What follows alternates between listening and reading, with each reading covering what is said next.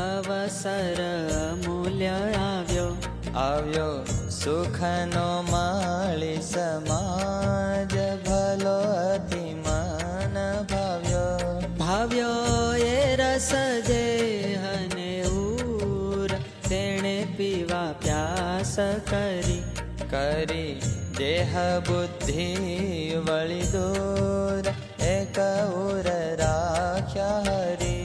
હરી વિના રાખ્યો નહીં કાય અસત્ય જાણી આપે વિચાર્યું અંતરમાય દેહ તપે નહીં તાપે તપતા જાણી ત્રિલોક ઈચ્છા ઉરથી